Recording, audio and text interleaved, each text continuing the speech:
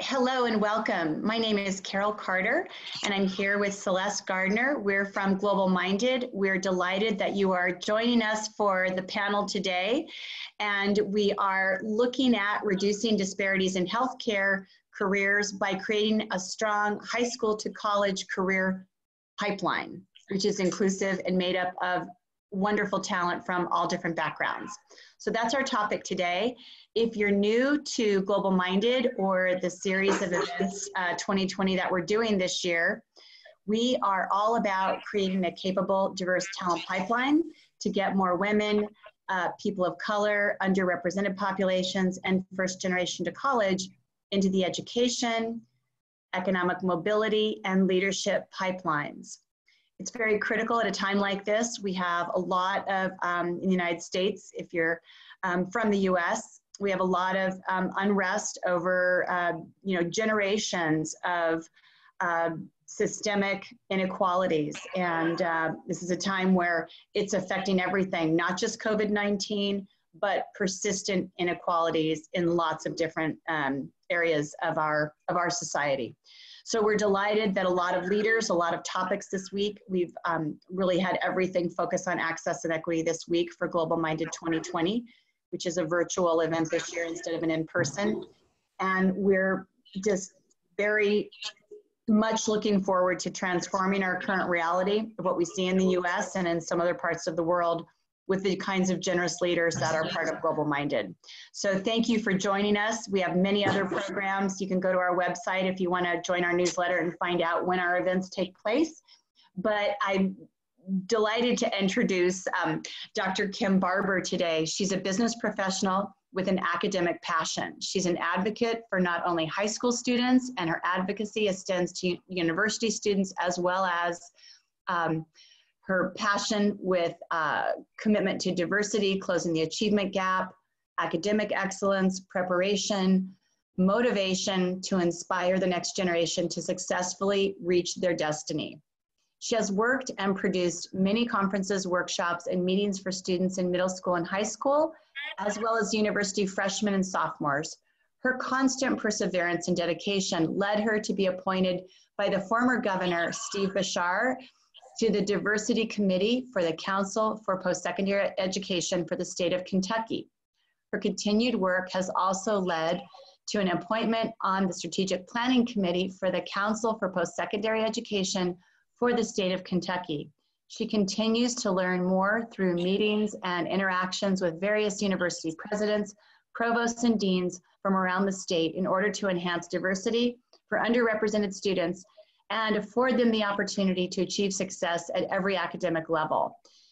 Kim is also a first generation to college, so she's a role model for lots of our students who are watching these segments. She received her bachelor's degree from Hampton University, Hampton, Virginia, and her master's degree from University of Maryland, and received her doctorate from Union Institute and University of Cincinnati in Ohio. Her involvement in the Hispanic community during 2013 to 2015 has been as an evaluator for the Lumina Grant recipient of Kentucky Latino Educator Alliance, KLEA, for University and Community Programs. So it's my pleasure to introduce Dr. Kim Barber, and she's here with her fabulous students, and we're just looking forward to a wonderful session. Excellent. Thank you so much, Carol. I am so happy to be here today. Looking forward to talking with everyone about dealing with health disparities, and especially for a time that we're dealing with right now. This is like perfect. I really feel that everything is always timely. So I know this is not by happenstance. This is definitely purposed. And I'm really happy that everybody's taking time out to talk about this today and listen about this. I want to be able to hear from you as well. I'm really happy to have my health scholars with me. And I do want to just make a small correction. I'm not first gen, but I have dealt with first generation students constantly. So I'm just want to make that correction. And so I've been dealing with helping first generation students for over a decade. So that's my passion. So I did want to just quickly introduce everyone to my panel, the scholars panel today, who are part of the CSUMB's Monterey Bay Health Scholars Program. As they said, I am Dr. Kim Barber with California State University, Monterey Bay, and I am one of the directors for this Health Scholars Program. Here, I actually am the founder of the Health Scholars Program at CSUMB, and I'm the director for pre-college programs and early outreach support programs for CSUMB. We have Tasha Adams with us today. Say hi, Tasha. Hi, guys. There you go. We're going to hear more from them later, so just wait. Got, say the best for last with you guys. We have Jessica Guzman with us today. Hello. There you go. And then we have Lissa Alaniz, who is a graduate for 2020. Hello. So we really want to give the graduate 2020s a hand. Everything that you guys have done in sacrificing for the hard work that you've done, we are so proud of you. And we're so proud of all the graduates from 2020. Just know that, and that we are constantly applauding you and saluting you during this time. So what we'll do, because I want to go ahead and get into it so that if you have questions, we can be able to talk about that. But I'm going to start with the video so that you can be able to see what the CSUMB's Monterey Bay Health Scholars Program is about, and then we'll go further.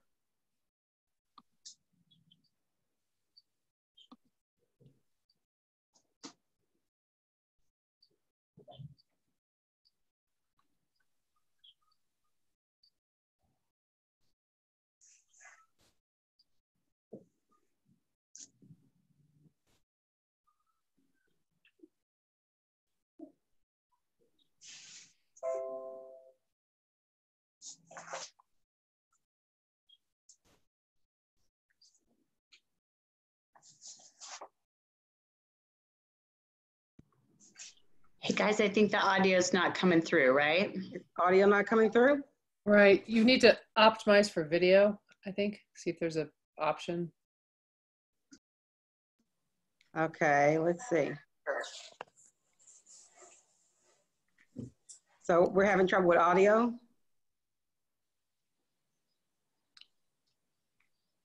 Can you hear me okay? Yeah, we can hear you. It's just the video. But if you want, you could just, you could just share what they're talking about, or if it doesn't come on. Okay. I really want you guys to hear it. Let's see. So I do apologize. It was playing on this side with no problem, and I have it up. Would it be something on this side that I can do as far as? Setting. Let's see.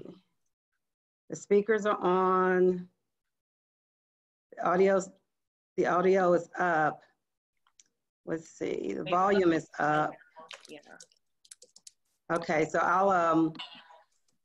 I'll try to go again real quick, and if not, at least you can see some of the pieces of it, and we'll go again.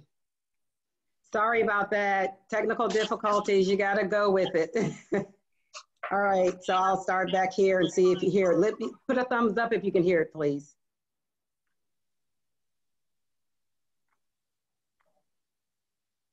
Try clicking on your options up at the top. Do you have something that has more next at the very top of your screen? Uh-huh. See what you see there. Optimize share for full screen video clip. Optimize, try that.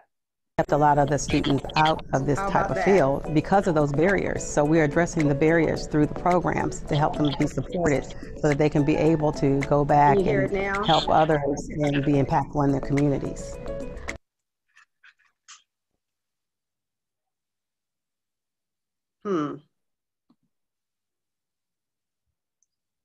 Are you there? Yeah, we were able to hear it. Okay, so I don't know. I did optimize for more for the video, but I guess it didn't do. So we'll go ahead and keep going then. I hate that you can't see the video because it really is a good one. You know what? We can link, and everybody who's attending can watch it themselves, and we can link it with the YouTube. So don't worry about it. Yeah. Okay. So you'll get the gist of it later. But really, the whole gist is that we're holistic. Our approach that we do with the CSUMB's Monterey Bay Health Scholars Program is totally holistic, because it's more than just academics that's going through to the universities or even when you're in high school. So it's much more than that. So because of that, what we found is we spoke with other interns, and we spoke with students who were actually going into the post-baccalaureate into health sciences, and they were coming from the marginalized backgrounds, and we asked them what was missing, and it really was the holistic approach. It was the support that they didn't get emotionally, socially, and all the pieces that actually support and uphold the academic part.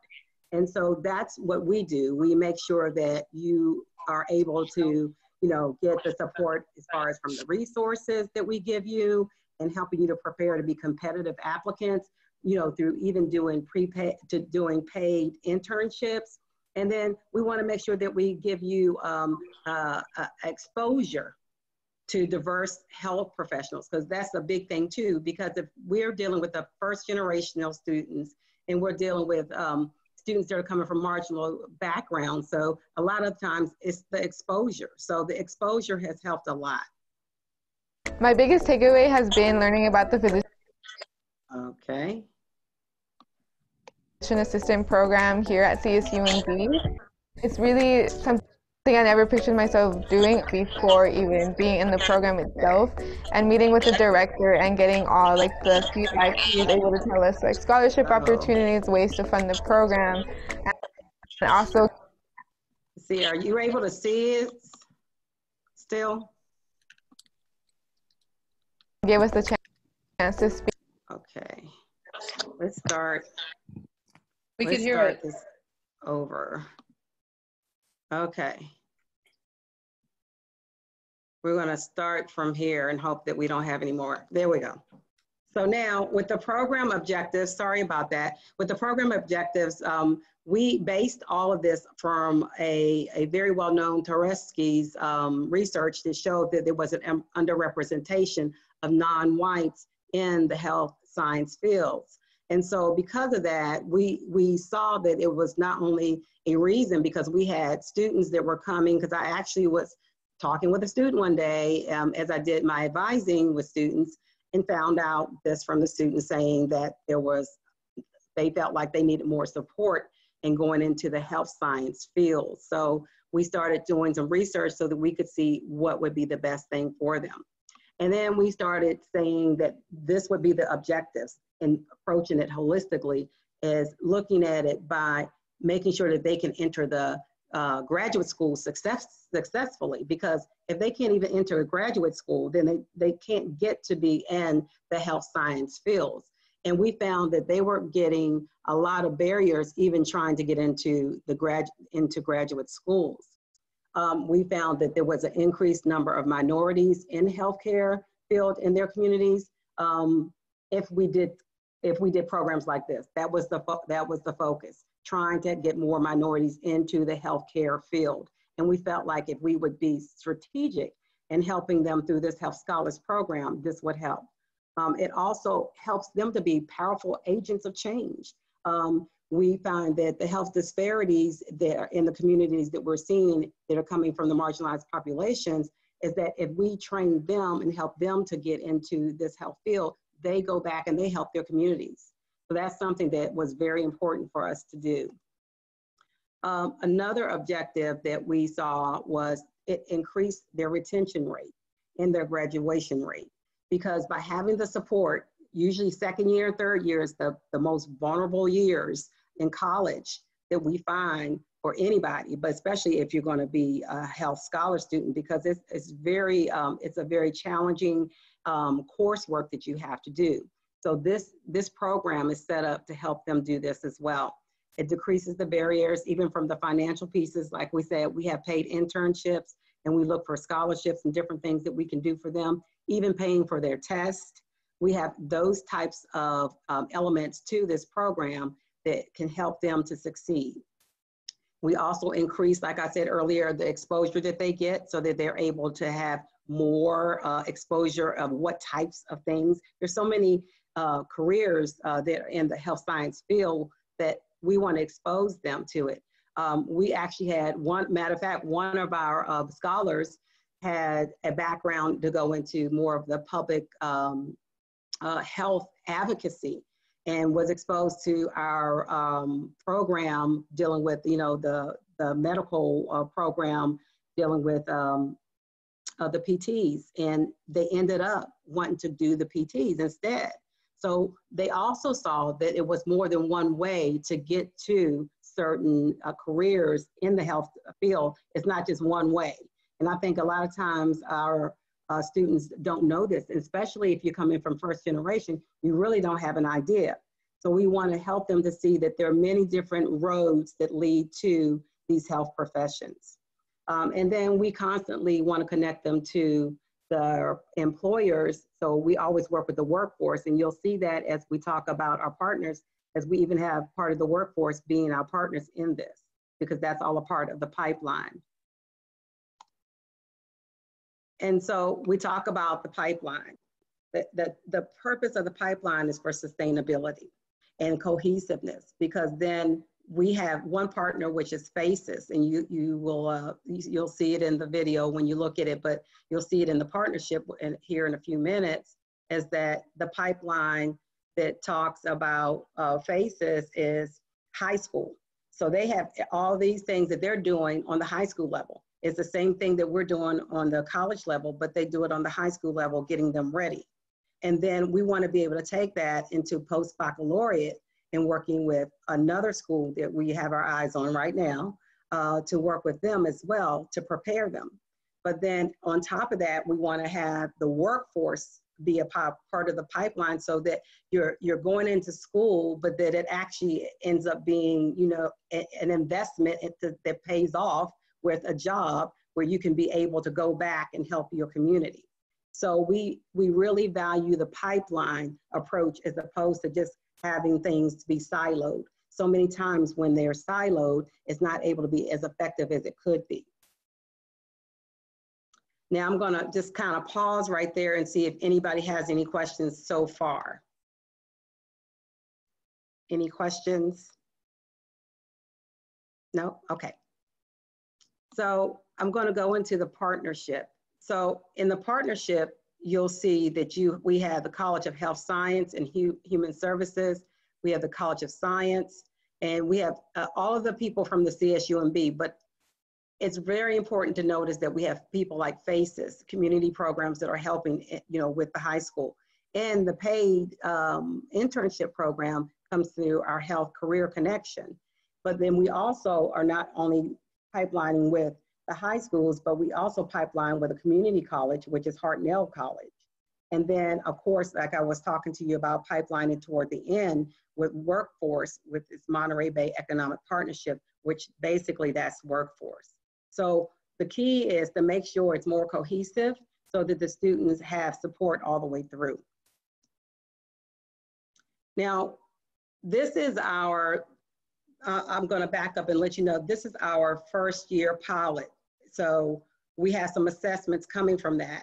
And we were supposed to be going to the sustainability part this year, but when COVID-19 happened, we are going to actually continue it as a second year pilot, and then we'll actually become sustainable during the third year, which is good because we'll have a whole lot more under our belt as far as being able to critique the program, which we have the students do, and to be able to make it more effective as we go along. But as you can see, even with the first year, we were able to see some great assessments coming through.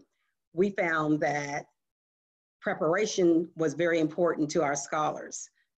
We found that most of the time they were very happy with anything that was preparing them for the entrance exams, but also preparing them about what does the letter of recommendation look like, academic requirements, personal statements, what do those components look like, and how do I need to prepare for them?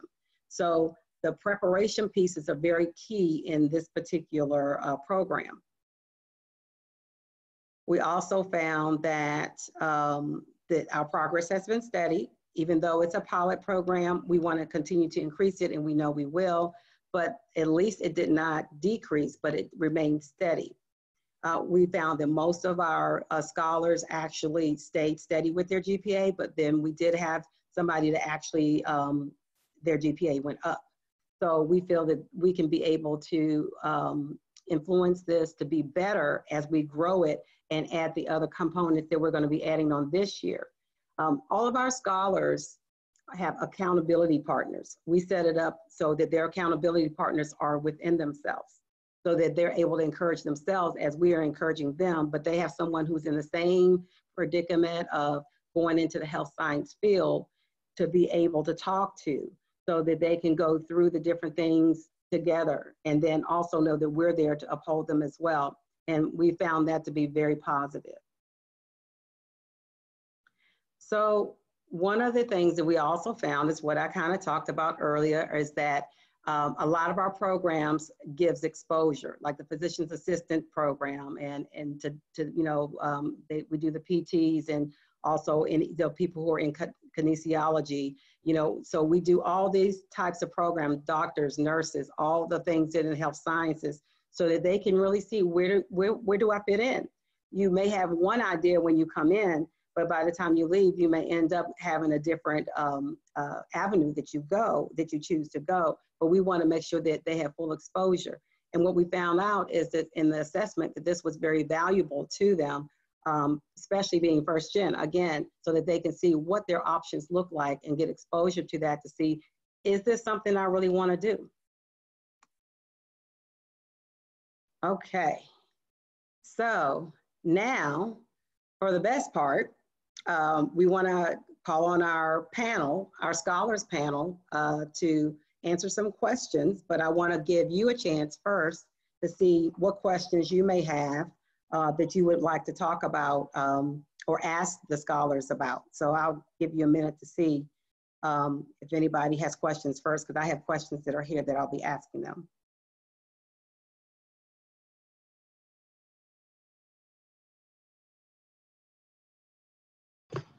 Kim, do you want me to read them to you? Sure, please. Okay, one's from John Cordova. Can you discuss more about what pipeline work with the community college involvement looks like? What's the partnership? So we have a couple of partnerships. CSUMB already has partnerships with the particular community college with Hartnell College. So what we did is we really went side by side between with our college, with our university. We went side by side with them, along with the person who does our paid internship, HCC, Health Connections, Health Career Connections. And we ended up going along with them so that we work with them where they can still get the paid internships as they're working with our program, but also working with their nursing program. It's like a nursing program they have there, but they have another medical. So we work with all of those deans to be able to help them to pipeline into CSUMB. So once they come to CSUMB, they would automatically have, even though it's an application program that you get into, you still have to apply. But what happens is those students that are coming from the pipeline automatically kind of get, put to the front of the line, if you will. And we work with them in getting in so that we can continue the support that they've been given in the community college sector. Does that answer your question? I want to make sure I'm answering your question correctly. And feel free, because we've got kind of this is a nice informal group. If you want to unmic, if you've got an add-on or whatever, you can. And I'll read the next one, but you guys can feel free to do that if you want. The next one is from Richard Jordan, and it says, thank you, Dr. Barber. One of the issues I'm passionate about is equal pay for the same work in science done by men and women. When young women come out with advanced degrees, is there an issue of pay parity facing them? Or do we know? Okay. Is that one of those hidden things? Right. Can you say the last part of that question again, please? Yeah. When young women come out with advanced degrees, is there an issue of pay parity facing them? Right. I think that's a great question. Thank you. We don't know per se as far as what they're seeing, but I would say that by the data that I've researched and seen, it has shown that is a possibility.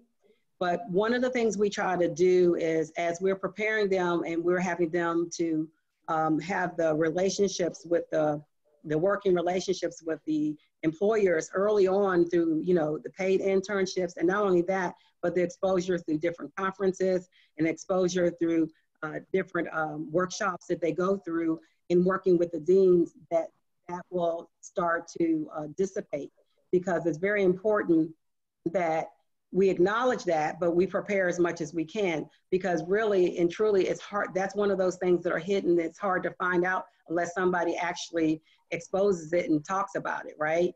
But we try to prepare as much as we can so that we can put them in a position that will have them where they won't experience that. Definitely. And the next one is from Danella Abdul-Bar. Do you have a pipeline for allied health professions like pharmacy and other areas? Mm-hmm. Yeah, well, this is all a part of that. Well, I'll say this, we're working on that as a part of that, because really Hartnell College, even though it's a nursing program, they have a very strong medical program, including pharmacy. So we would have the pharmaceutical type of majors that we would be getting as well, coming through that avenue, but also even from the high schools. Faces, who has been doing this for over a decade, has a program where it hits all of that, not only nurses and doctors in your, what I call traditional health professions, but also professions that are not traditional. And because of that, it opens it up for anybody who has a health science interest. Okay, then one more, then you can get back, because I know everyone's dying to hear the students. Exactly, no problem. She says, this is same, Danella, I'm a pharmacist by training. The answer is based on supply and demand, pay tiers based on market demands, and how many years of, years of service. Yeah, I think that's awesome. All the things that that come through, that's why I think the paid internships, the internships and exposures to that is very important, so that we get them in front of the professions that they want to do, so they can see all the things that they need to do and see if they like it. Because sometimes, they find out, I didn't like it as much as I thought I was going to like it, right? And then, but the nice part is that because they've been exposed to so many different other career tracks in the health field, they try something else and say, oh, wow, I really like doing this more so than, this one that I had chosen for my major initially. Totally, and I just have to say, as somebody who wanted to go into nursing when I was in high school, and I felt like my strengths weren't as much like math and science as writing and English and all those things. But my guidance counselor said, Carter, you got to go work at the hospice all summer and see, if you like it. And you know what? It was very, very hard, but I loved the people. And so I feel like my life, my career is a different version of that. It's just not medically, but I make connections with people and help them figure out their gifts and their talents and their abilities. And that's what people the last 2 months of life are expressing themselves fully, Exactly. And so it's needed there too. That's the thing about it. We need that at every aspect of the health, continuum. At every aspect of it, we need good people who have the compassion, and we're really, trying to help more students, to go through and be successful that are coming from the marginalized populations. Definitely. All right, so any more questions? And you can still ask me, but I'm going to go ahead and save them till the end if you want. Okay, so we'll do that. So what I'm going to do is ask my scholars to introduce themselves again, and then I'm going to, if you can give your name, the year you're in, and what your major is. Tasha, let's start with you. Hi guys, my name is Tasha. I'm going to my junior year, and I'm a biomolecular science major. All right, Lissa.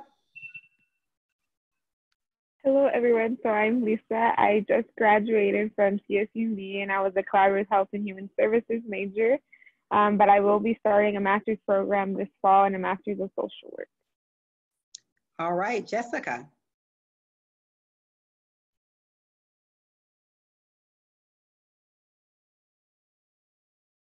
Jessica, you still there?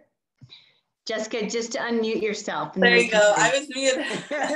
So my name is Jessica. I am a molecular bio major, and I'm going to be a junior. Excellent. Thank you so much. So I wanted to ask a question of how has this program helped you prepare for your careers? Let's start with Jessica. Okay, so Health Scholars has helped me prepare for my career by exposing me to opportunities that I perhaps would have not gotten if I wasn't in the Health Scholars. Some of those opportunities include meeting up with the deans. I remember when we first met up with Dean Britt and her sharing her story, it like really inspired me because her being a woman, American white woman, I never expected her to be able to speak Spanish and be able to like kind of share the same things that I experienced, you know, as a woman trying to be in the health careers and the health field. So being able to see other people who have similar stories and that don't necessarily look like me or look like me, it's really impacted me in that way. This program has also helped me be able to find opportunities locally here in my community. I live in Salinas, California, and one of those opportunities is being able to work or like volunteer at a shelter with a doctor. So opportunities like that, like I don't think I would find unless, you know, I go searching for them. And this program has really helped like put them out there for me. So it's really helped me, like, how would I say?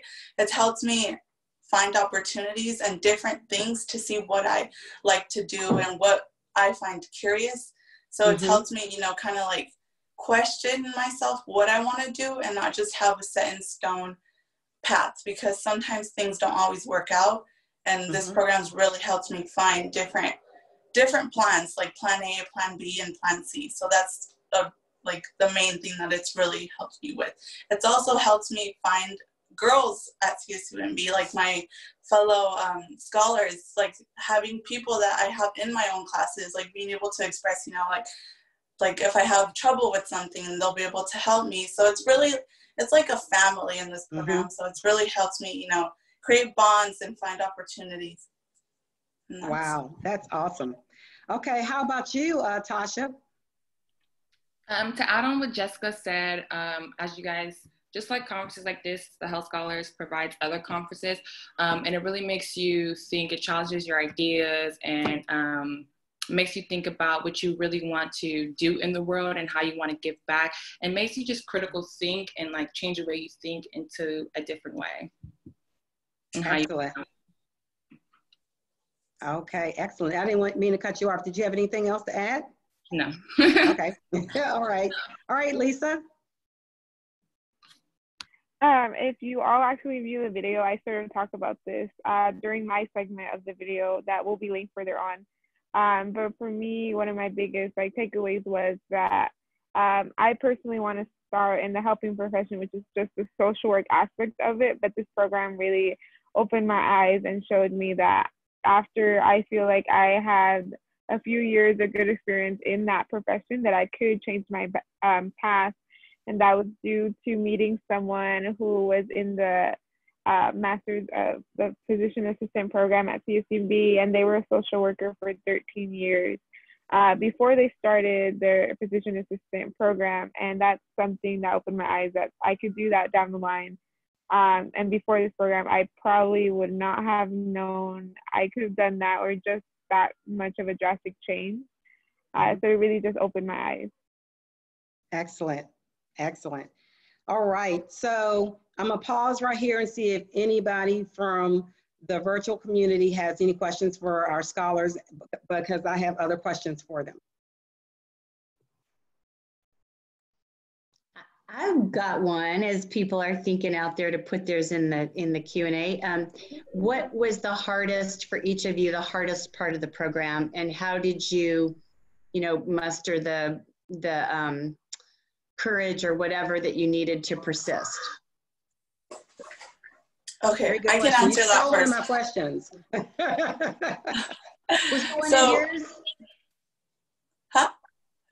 So for me, the hardest thing about this program, although it's supposed to be, good to keep me accountable, I think the hardest thing was being able to keep up with my schoolwork, because as I am becoming a junior and a molecular bio, my classes are getting harder. So being able to continue to go to these things. I know if I wasn't in this program, it would be much harder because I wouldn't have someone to keep me accountable for it. But being in this program, like, it was challenging to be able to attend these workshops and, you know, be at we have this, it's a tutoring session thing. It's called the CLC, and attending those was kind of challenging because my schedule was so constricted with so many things. I think that was the most challenging thing for me while being in this program. But at the same time, Kim and all these other people were very flexible with our schedules and stuff. So that's the most challenging thing. How about you, Lisa? For me, it had to be a little bit of time management too, only because I was a little bit more of not necessarily the oddball out, but I was the only graduating student. However, I graduated with my bachelor's degree in 3 years. So I had my schedule in its entirety was very impacted because I was taking a lot of classes. I had 2 part-time jobs, I had clubs, I had other things, and an internship on top of that during this time. But having this additionally added to my plate was a little bit like a lot, but having, how Kim explained, like accountability partners, having all these other ladies who are there giving support, like when I had an accomplishment, they would like celebrate it. And it's just knowing that they're there for me really helped overcome that, because it was a lot this last year for all of us. And just knowing we were there was very beneficial. Okay, Tasha? For me, it was just going to the PGCC. What that is a personal growth and counseling center. I'm actually a foster youth. And for me, Yay. my experience with therapists wasn't always the best. However, this program shed a new light on therapy. It helped me balance everything in a way and just, you know, reassure that people really are there to help you. And that was, for me, was just a struggle of actually going back to the PGCC. But my Kim and my other scholars encouraged me and helped me through it. And I think that really paid off. I love that, Tasha, because really, I think over time in life, you know, the ability to self-advocate and to realize like we all have different challenges and mental health issues and stressors, whatever, people with PTSD, there's a lot of different things and we can manage them, but often not on our own. And I think that's really a message for people right now. So that's awesome. And one other quick thing, we have a guy on our board who is also, he wasn't in foster youth, but he was homeless as a teenager and he got into medical school, and his name's Murdat Kaligi. And then a few years later, he was an emergency room doctor. And then he went and got his MBA and he started a couple companies. And now he and his wife moved to Denver and they bought like these buildings and they're going to house foster youth in these buildings. So it's just cool. So you'll meet him next year at Global Minded in June when we're all vaccinated. But there's some cool people in the foster youth realm that can be part of like your big, big family outside of where you live. So we're excited to make those connections too. That's awesome. That's awesome. So I'm going to check in and see if there's a question that's in the chat that needs to be asked before I ask mine. Okay, Richard has one. Okay. And he says, for the students in 10 years, you will be role models for other young women. What would you like those young women to think about yourselves as leaders? Very good. All right. Who wants to start that one? I can start that one. Okay. Going through a lot, what I want to inspire other youth to think is and know is that it's never too late to get back on track or to start. And it's never too late to finish or accomplish something. And just don't give up, really. Just don't give up. That's what I want them to know. Okay. Lisa? Okay, I can go next. Okay. So for me, I've experienced homelessness, and I think life is a race, and I think some people are born with opportunities and some people aren't. So what I would want to inspire other young women is it doesn't matter where you start. The only thing that matters is where you finish off. So no matter what life throws at you, you gotta, dodge it. You gotta speak for yourself always, because if you don't speak for yourself, no one will. So I think that's like a very important thing. if you have a dream, you have to seek to aspire for it, because it's, you know, it's your life, and no matter what your goals, you gotta always have them up front, because you know, everyone has their own struggles. So if you seek to push, you will get there. I've heard stories of like women who started from nothing and rose up to the top. So I think anything is possible. So that's what I would tell the young woman in the future. Excellent. Okay. Jessica? Okay, so I could go. This is it's a lot of questions. Not a lot of questions. It's a loaded question in a sense. I personally currently spent the majority of my undergrad career working on the orientation teams. So I was actually a student coordinator. So a lot of my jobs was to train orientation leaders and help this leadership development with all these other fellow classmates. So I would help train a team of 30. And even now, and I still picture myself seeing this in the next 10 years, is showing them that really anything is possible. Like, you could start with no leadership skills and you could be transformed into someone who's just now teaching others. And I feel like that's personally my own story, because I have always felt like I was that shy individual and not being able to talk in front of individuals. And then now I could talk in front of the crowd of 300 students who come to orientation programs. And I would have never pictured myself that. And it's just like, my really big thing is anything is possible. And I'm just gonna get to that point by sharing part of my story. Like I said earlier, I graduated within 3 years. So I'm currently only 20 years old and I hold my bachelor's degree. And I actually got to graduate summa cum laude with a 3.9 GPA. I was awarded 2 awards. I was an Outstanding Future Alumni Award, which I'm hold with the pleasure knowing that I could pass something down like later on as an alumni, and people seeing something that I do with my future. But lastly, my biggest accomplishment has been that I got into USC for a master's program. I would have never pictured that when I was in high school. When I was applying to college, I had no clue what I was doing. I was applying to majors just because it seemed cool and I didn't have no knowledge about it. And knowing that working hard and just getting over all these obstacles and getting into a top tier school for a master's program is like, it's just pushed me to be able to inspire others down the line too. Awesome, awesome. They're doing such great work. I'm so proud of them. Any other questions in the chat? Because I want to make sure that they get their answers. It looks good, and it looks like we got about 5 more minutes probably. So, okay. So anybody else with questions, put them in the chat, and then we'll go through some of Kim's. And okay. So I'm going to ask this question. You talked about the accountability partners. Talk about how important they were in getting you through. And also, if you can, since we only have 5 minutes, can talk about the paid internships as far as the opportunities of them. Are they important and why? Let's start with you, Jessica.